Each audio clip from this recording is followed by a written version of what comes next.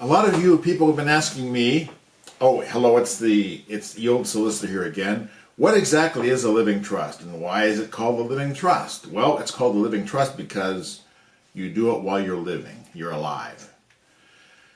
So, living trust is simply, it's a bunch of pieces of paper in which you convey legal title to the paper to a fictitious entity we call a trust. A fictitious because it doesn't breathe, it doesn't run around, it doesn't have blood coursing through its veins, but we regard it as a person. It's a trust.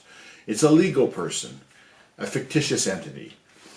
Now, so then what happens is you transfer your assets, your house, your bank accounts to the name of this trust.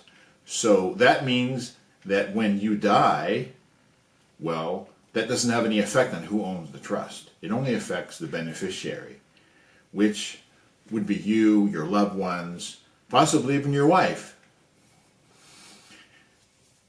Now, people use a living trust primarily to avoid what's called probate. Probate, if you know Spanish, it's similar to the verb probar, to try, to prove. And it's like the English word prove.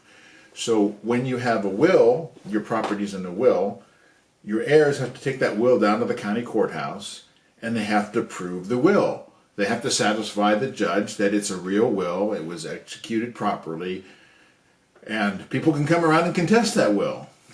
And it's a very good procedure to have. It's a good idea, but the problem is it takes time and it takes money. It can take over a year. It can take years to finish up a will, to probate it.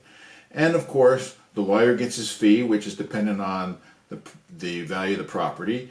And you have the opportunity for a lot of people to come forward and see what the will says because it's public information.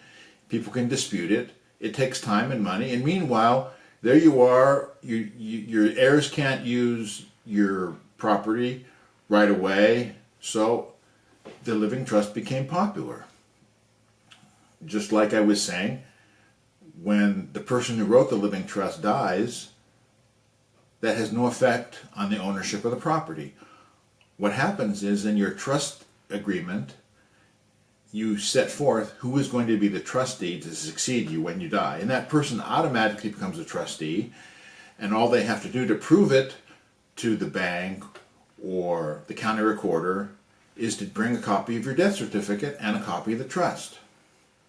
So it really simplifies the whole process. And one